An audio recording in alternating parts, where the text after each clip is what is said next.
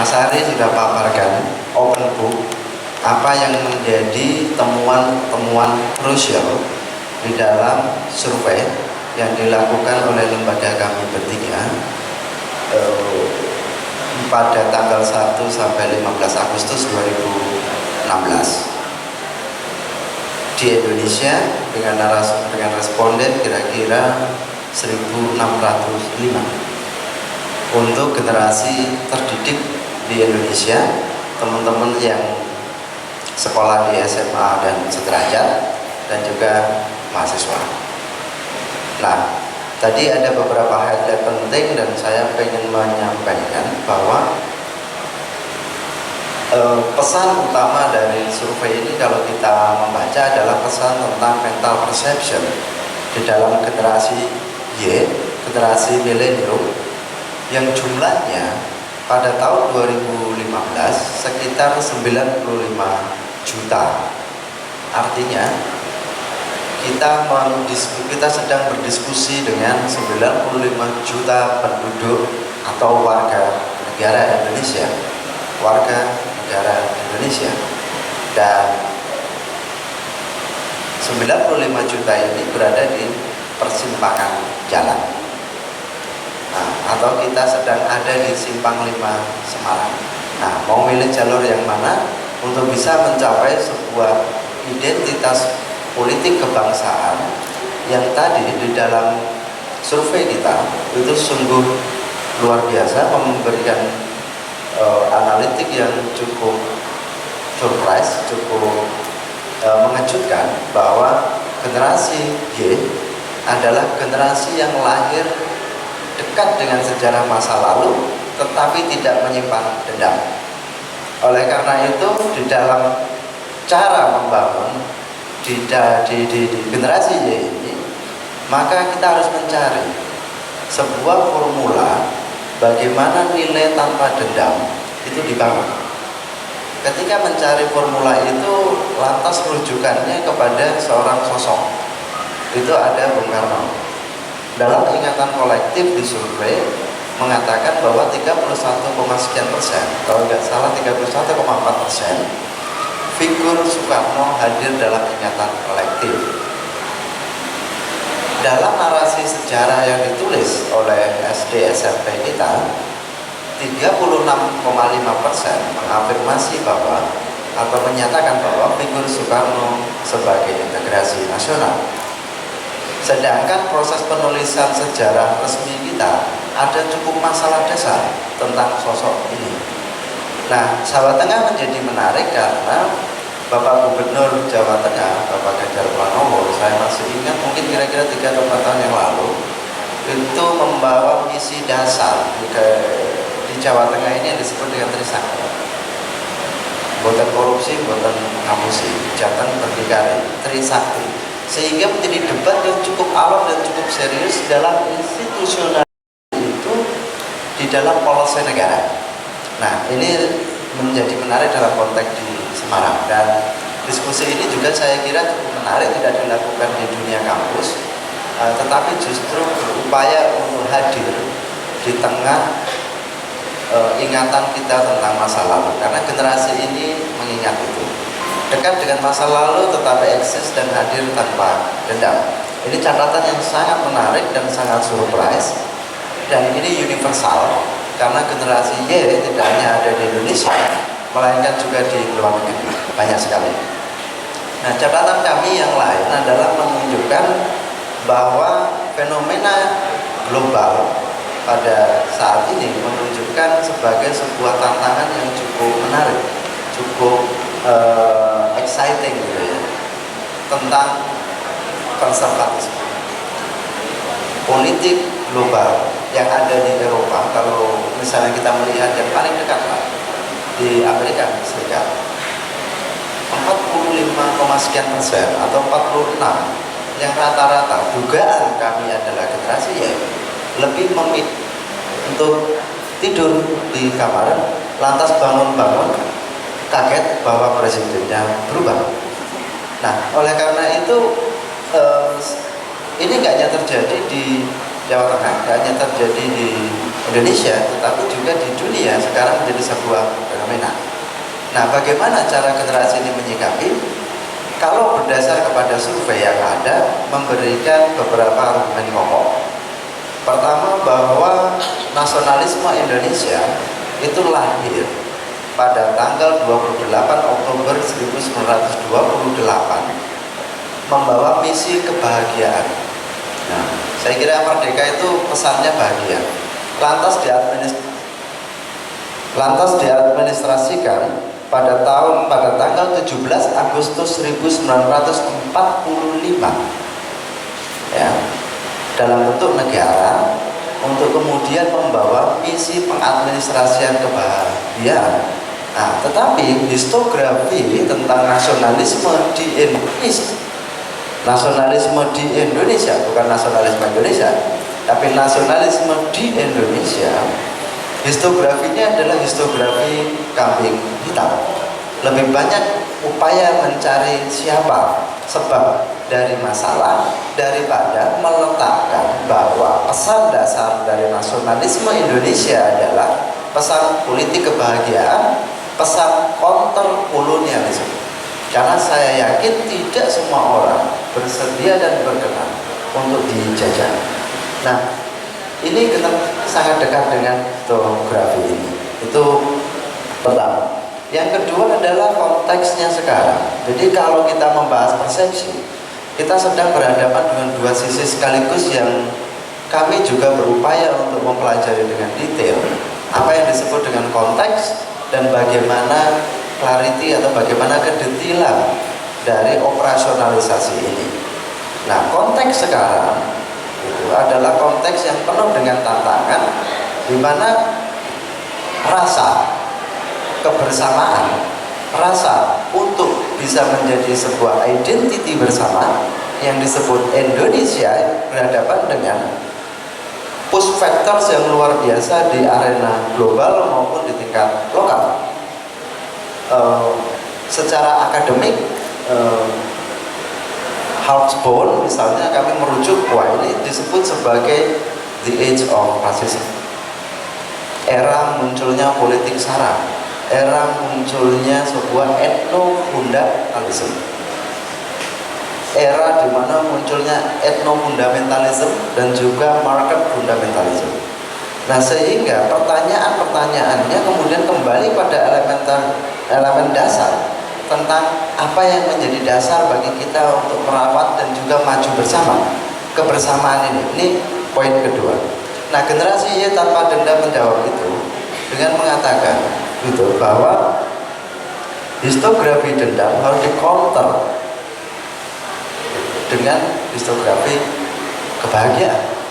Nah, dengan demikian periwayatan ini menjadi penting sebagai sebuah cara payung besar yang sangat dibutuhkan di dalam konteks ini adalah sebuah identity bersama untuk menemukan nation and character building konsep operasionalisasinya secara lebih otentik, lebih detail, lebih konkret. Nah, ini menjadi sebuah temuan yang cukup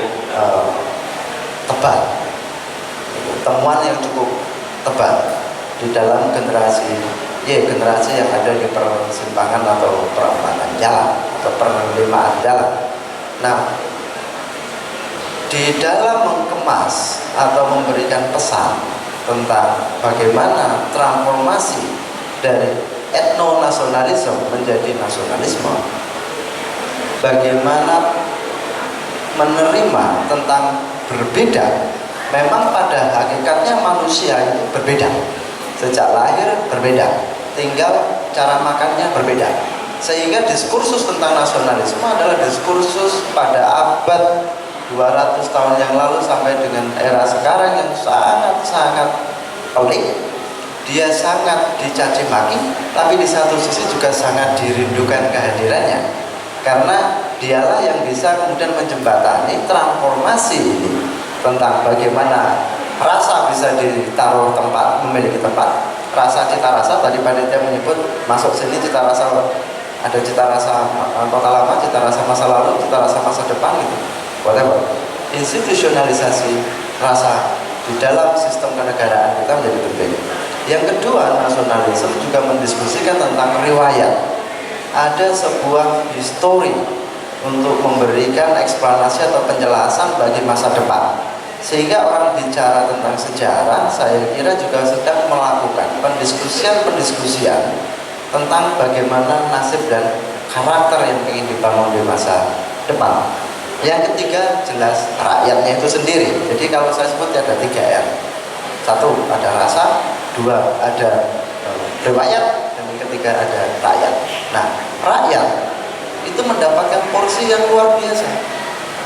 Nah, di dalam generasi terdidik gitu, menempatkan sejarah counter kolonialisme kita, nasionalisme Indonesia sebagai counter kolonialisme, itu menempatkan rakyat itu di posisi tertinggi.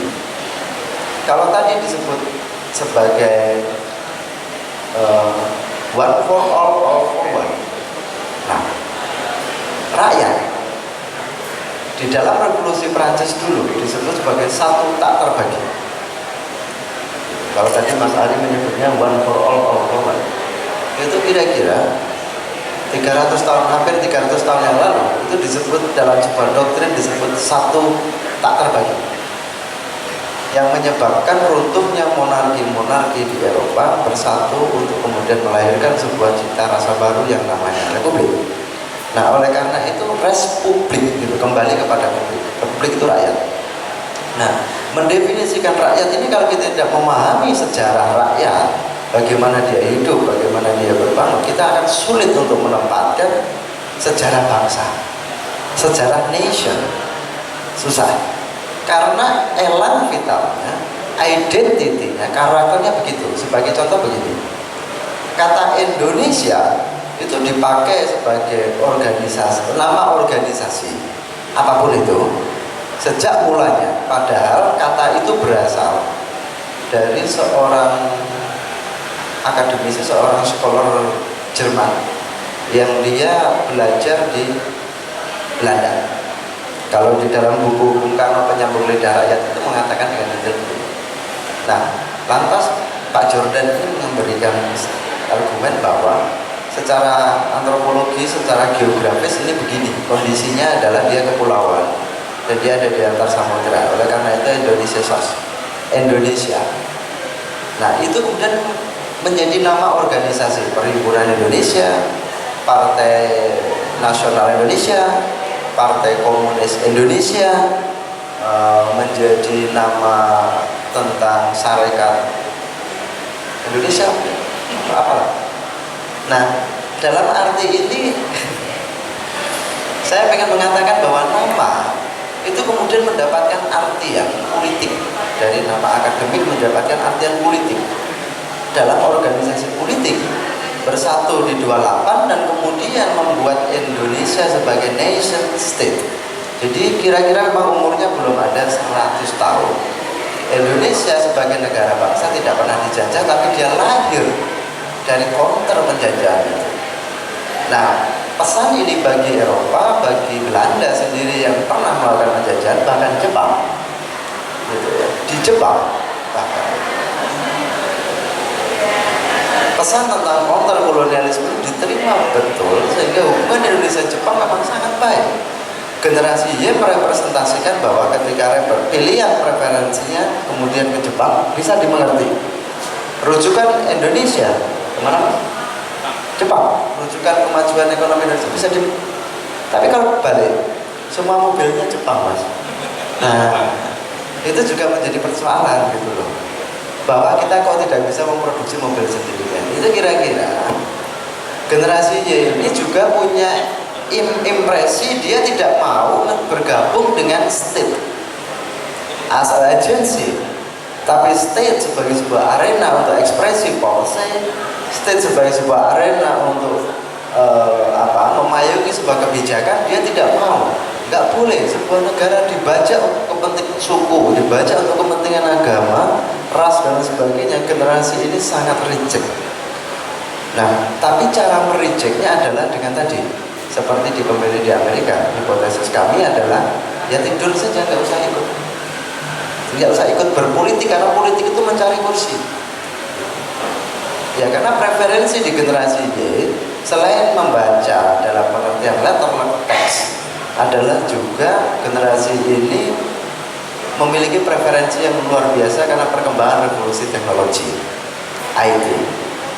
Dengan WhatsApp, mungkin tadi Pak Moderator mengatakan Mas Dianta ini selfie nanti karena para jurinya ada di antara kalian. Nah, ini itu, sehingga apa, preferensi tentang IT sebagai sebuah revolusi teknologi sangat teknikal. IT ini mendapatkan peran gitu ya, di hati generasi Y. Nah, sehingga memang ada sebuah pertanyaan lanjut, bangunan nasionalisme perlu untuk kemudian mengadap, diinterpretasikan kembali berdasarkan pada konteks, dan perlu didetailkan untuk urusan-urusan di generasi Y yang lebih bicara soal ekonomi IT. Yang ekonominya, cirinya kalau tadi 35,5% budaya. Oke. Budaya 35,5%. Pertama 39,9% sumber daya alam. Kebanggaan atas budaya mungkin lebih mendapatkan artian kualitatif. Sumber daya alam kita tidak dinikmati oleh rakyat kita. Sebagai contoh sederhana, mungkin di meja ini satu-satunya paling otoritatif tentang sumber daya alam kita adalah anti dehidrasi. Ini kelapa muda. Ini minuman anti dehidrasi, jadi memang kondisinya kalau kita lihat plastiknya dibikin di mana? Mejanya dibikin di mana? HP Anda dibikin di mana? Nah, ini yang kemudian perlu mendapatkan tempat, bahwa generasi ini pengen bersuara dan pengen mengatakan bahwa dalam bahasanya masa kecilnya Mas Diana itu disebut less unridden. Ya, less unridden, biarkan mereka bicara. Nah, dengan demikian institusionalisasi ekonomi budaya itu menjadi sesuatu yang sangat penting bagi negara untuk memberikan tempat, karena itulah watak dasar dari nasionalisme yang dilihat dan dibaca oleh generasi ini. Nah, ini bukan hanya untuk Indonesia, melainkan juga untuk situasi sekarang ini yang kita berhadapan dengan etno-fundamentalisme dan juga market fundamentalisme. Etno-fundamentalisme sedikit kita di depan salah bicara, di viral. Ini cari titiknya, kalau di video diedit dikit masalah. Ya, itu konkret, akibat viral menjadi masalah. Yang kedua, market fundamentalismenya gitu. Jadi produk-produk luar negeri kita tidak mendapatkan tempat, sehingga secara epistemologi generasi ini memotret bahwa pengen independen. Kami sangat mengharapkan bersandingan dengan negara, dan kalau negara mengharapkan bantuan, ini mohon maaf, begitu congkaknya generasi ini. Kalau negara mengharapkan bantuan, kami akan membantu. Loh, uang pemilu itu menentukan nasib 5 tahun habis tidur kok. Jadi kira-kira yang dihadapi itu adalah tipologi dengan karakteristik yang seperti ini. Maka nasionalisme Indonesia dengan watak-wataknya tadi dan menjawab secara ke dalam tentang national integration program, perlu kemudian memiliki pendalatan yang lebih otentik, dan itu bukan urusan negara saja, tapi itu urusan kita, karena tadi menjadi sebuah bangsa itu merubah dari subjek aku, saya menjadi kita. Nah, ini kita cari alasan bagaimana kemudian menjadi kita. Saya kira poin-poin dasarnya demikian. Kalau boleh diresum ya tadi ya, karena kita juga mencoba memahami ini nanti dengan diskusi beberapa keyword ataupun poin kunci ini kita bisa eksplorasi dan bisa dikonfirmasi, karena rata-rata 90-80% yang hadir di forum yang terhormat ini generasi Y. Satu, dia lahir dengan ikatan sejarah yang kuat dan bersifat memori kolektif, tetapi tanpa dendam. Yang kedua, dia memiliki instrumen IT yang luar biasa, tetapi juga dia menjadikan pushback bagi institusionalisasi itu, dan kemudian sangat dekat dengan budaya lokal, dengan tradisi mereka, budaya di mana mereka tinggal. Dan yang paling utama adalah jumlahnya yang begitu hebat, maka tidak hanya di Indonesia, generasi ini memiliki frekuensi yang sama tentang menyelesaikan masalah nasionalisme yang sama. Nah, sehingga kalau boleh menutup menyampaikan akhir dari apa yang saya sendiri secara pribadi mengekstraksi dari produk research ini, nasionalisme Indonesia ini sebagai produk counter kolonial sebenarnya juga menjadi solusi terhadap masalah-masalah yang sekarang berkembang. Kalau kita mengecek internet dan melakukan comparative studies, semua pemimpin negara-negara di Eropa, di Amerika, dan mohon maaf, banyak terjadi di dunia hari ini justru setback, kembali kepada era-era kegelapan Eropa.